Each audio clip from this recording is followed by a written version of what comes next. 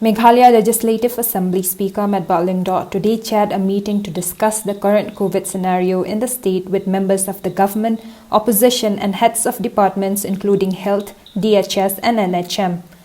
Following the meet, the speaker stated that several members gave their inputs and suggestions which were noted down by department heads for better management of the COVID pandemic.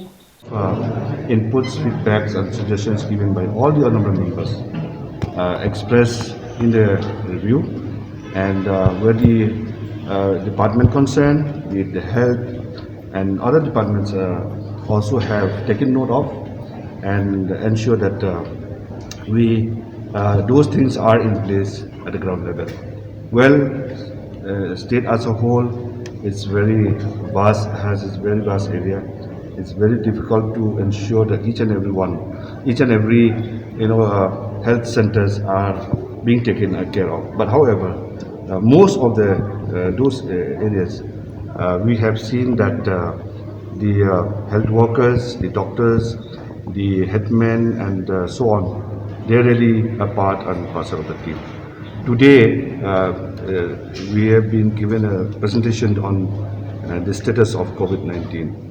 And let me tell you that it is because of the teamwork that we have from all the honorable members, and especially from the Honorable Chief Minister, who is the head of the state, driving the steps and actions which are supposed to be there in place. And people have to come forward now to ensure that they also be part and parcel of this mission or this war that we are fighting for, to ensure that we clean up all we clean up this virus which is there in our state. Highlighting the government's progress in managing the pandemic, Chief Minister Conrad Sangma also informed that the state will soon get 11 life-saving ambulances through the Ministry of Donor. He also informed that a special expert committee has been constituted in anticipation of a third coronavirus wave. This is an unprecedented situation that we face, and challenges that have never been faced before by any government in the world. This, as mentioned by the Honourable Speaker, is like a warlike situation. So therefore, having a perfect solution and being able to resolve every single issue may not be possible in a situation like this. We need to realize that we are working against limited resources and against time, both. And in both these challenges, which are very, very extreme, we need to do the best we can. So therefore, yes, if you look at it one way, that there are many areas which could have been far better. But we need to realize that we work under very, very difficult constraints. And keeping those situations in mind, I feel that the department and the team has done very well. Now, whether you talk of oxygen, where we had just simply 700 cylinders, today we have 3,000 of them, and many more thousands are coming. We didn't even have one oxygen plant, proper oxygen plant in any of the government units. Today we're going to have it on almost 11 to 12 different hospitals and centers. We didn't even have one cryogenic plant. We're going to have 2 of them. So if you look at that aspect also, it's been in a limited time of less than 30 days, all this work has been done. And on top of that, if you look at the entire situation of the beds that we face, we were at simply 350 beds. If you remember the first meeting I had when we had a lockdown, I told you that our 5,000 figure we're looking at, positive rate, is based on the 350 beds that we have. And therefore, we were below 1,000 numbers at that point in time, but still seeing the growth rate, we realized that time was running out. And so we went for the lockdown at that point in time, and we feel that it has helped us. Why I'm telling you all this is, again, to give you the idea that there could be shortcomings, there could be areas where, yes, the things could have been better, but we need to realize that we were working with very difficult conditions, very difficult times, and with limited resources. Having said that, what has been mentioned by the opposition regarding the ambulances that they're mentioning, I'm happy to inform you that through donor ministry, we'll be getting 11 of them with life support. At that point in time, if you remember last year when we were going through this entire struggle of fighting the first wave of COVID, it was more of transportation of people. We were not seeing so many serious cases which needed oxygen support. So that was a time when we invested in ambulances just to ensure that the transportation took place, and therefore the focus on the life support was not in the first phase as much as it is in the second phase. So most of the ambulances that came in the first phase.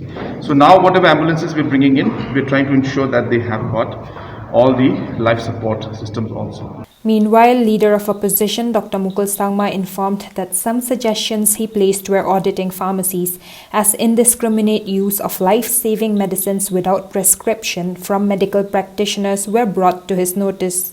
Indiscriminate use of various important life-saving medicines without the prescription of a registered medical practitioner.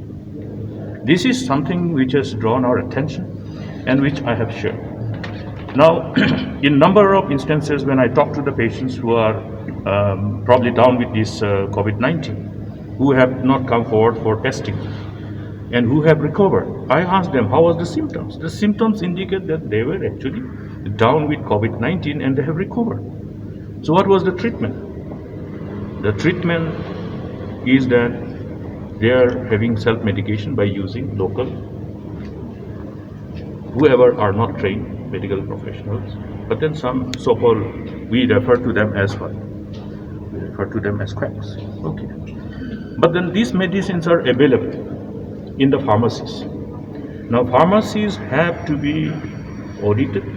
We have complete relevant law for drug control measures. You have the drug inspector, and all those medicines which are required to be administered only after prescription by a registered medical professional, a registered medical practitioner, must be routed only through the hospitals and medical institutions during this pandemic time. Otherwise, there is likelihood of real public health crisis in the days ahead. If very important life-saving antibiotics are being indiscriminately being administered to the patients, and that is also without following the normal dose. Whenever you start administration of an antibiotic, the full course has to be administered to a patient. In the event of any challenges associated with secondary infection and the complication associated with such secondary infection will require these important life-saving medicines.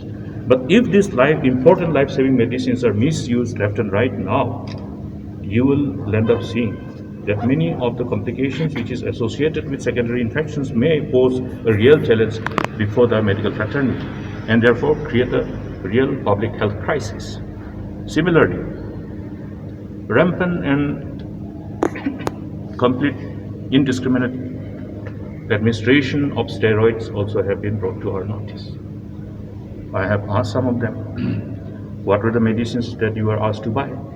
So steroids were asked to be bought. The antibiotics which are usually kept for a situation when we have to administer them to save lives during complications due to secondary infections or even in cases of septicemia, those are the medicines which are being used. So this is one area of concern which we have shared today, and I would like to share with all the citizens of the state.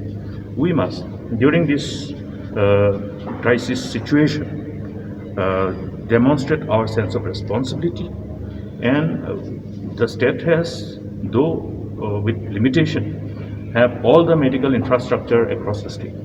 You have the CHCs, you have the PHCs, you have the sub-centers, you have also still some dispensaries across the state, and there are manpower posted.